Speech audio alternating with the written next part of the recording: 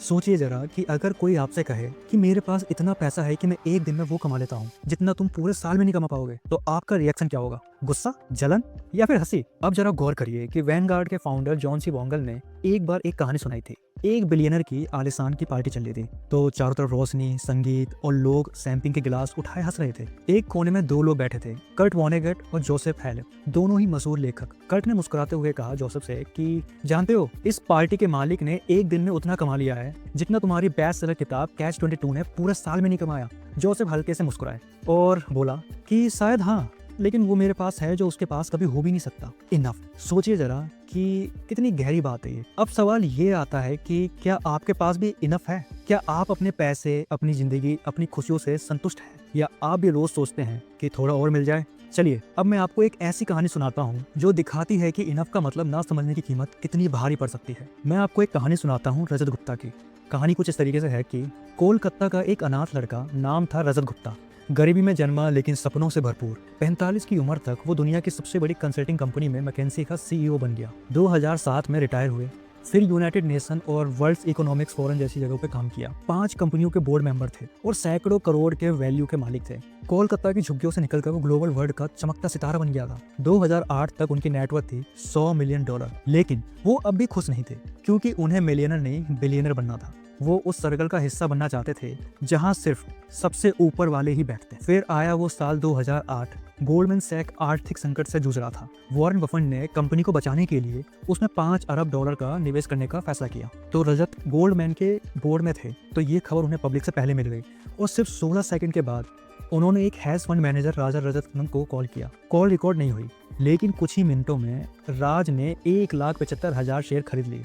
कुछ घंटे बाद जब वॉरेन बफेट की डील लीक हुई तो स्टॉक ना आसमान तक छू गया और राज एक ही घंटे में मिलियनर डॉलर कमा लिए और राज का फायदा हुआ $17 मिलियन का। राज ने कुछ घंटों में $1 मिलियन कमा लिया और रजत का फायदा हुआ $17 मिलियन का। लेकिन यही था एंड गेम। ये मायना इनसाइडर ट्रेडिंग कहलाया। जांच हुई, मुकदमा चला और आखिरकार रजत को जेल जाना पड़ा। सोचिए, जिस इंसान के पास पहले से ही $100 मिलियन, पद, प्रतिष्ठा, सम्मान सब कुछ था, वो सिर्फ थोड़े और की चाह में सब कुछ खो बैठा, क्योंकि उसे नहीं पता था कि इनफ कहाँ है। चलिए अब इसी के साथ आगे बढ़ते हैं और बात करते हैं लेसन 1 की, द हार्डेस्ट स्किल्स की। ध्यान दीजिए, दुनिया की सबसे मुश्किल फाइनेंशियल स्किल क्या है? ना कि पैसा कमाना, बल्कि खुद को रोक पाना। जब कुछ होते हुए भी हम थोड़ा और चाहिए होता है। मॉडर्न कैपिटलिज्म का यही तो खेल है। जितना बढ़ो उतना और चाहो, जितना पाओ उतनी और भूख बढ़े, और इस दौड़ में इंसान भूल जाता है कि कहाँ रुकना है। अब बात करते हैं लेसन 2 की, द ट्रैप ऑफ कंपैरिजन। अब जरा सोचिए कि एक फुटबॉल प्लेयर साल के $5 लाख तक कमाता है। काफी है ना? लेकिन पर जब वो खुद की तुलना माइक ट्राउट से करता है, जो $430 मिलियन का कॉन्ट्रैक्ट साइन करता है, तो उसे खुद के पास कुछ भी नहीं लगता। एक हेज फंड मैनेजर $36 मिलियन सालाना कमाता है, पर जब वो टॉप 10 फंड मैनेजर को देखता है जो $340 मिलियन का कॉन्ट्रैक्ट साइन करता है, तो उसे लगता है कि वो हार गया। और टॉप 10 जब टॉप 5 से तुलना करें तो वो लोग $770 मिलियन कमाते हैं। अब अगर टॉप 5 खुद वॉरेन बफेट से तुलना करें अपनी, जो $3,50 अरब ज्यादा अमीर है उनसे, और बफेट खुद अपनी तुलना जेफ बेजोस से करने लगे, तो ये सिलसिला मेरे ख्याल से कभी खत्म ही नहीं होगा। देखा आपने, इस कंपैरिजन की दीवार कितनी ज्यादा ऊंची है कि कोई उसे छू भी नहीं सकता। अगर आप ये सोचकर जीते हैं कि मुझे अपने दोस्तों जितना या उनसे ज्यादा कमाना है, तो यकीन मानिए आप कभी नहीं जीत पाएंगे, क्योंकि इस खेल में कोई अंत नहीं है। जीतने का सिर्फ एक ही तरीका है, मत खेलो।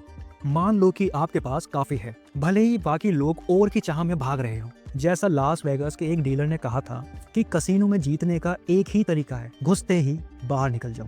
अब बात करते हैं लेसन 3 की, व्हाट ट्रूली मैटर। कुछ चीजें हैं जो पैसे, शोहरत और ताकत से भी कहीं ज्यादा ऊपर है। रजत गुप्ता ने जेल से रिहा होने के बाद न्यूयॉर्क टाइम्स को इंटरव्यू दिया था।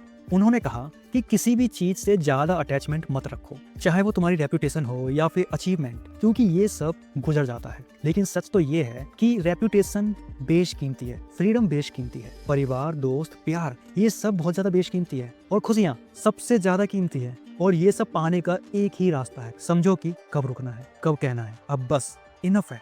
सोचिए जरा कि क्या हम सब रजत की तरह बन रहे हैं, जिन्हें सब कुछ चाहिए और सुकून नहीं चाहिए, या फिर जो हेलर की तरह, जो मुस्कुराते हुए कह सके कि मेरे पास वो है जो उसके पास कभी नहीं होगा, वो है इनफ। याद रखिए, कभी कभी थोड़ा कम ही असली अमीरी होती है। अगर इस कहानी ने आपके अंदर कुछ हिला के रख दिया तो नीचे कमेंट में लिखिए आपके लिए इनफ का मतलब क्या है।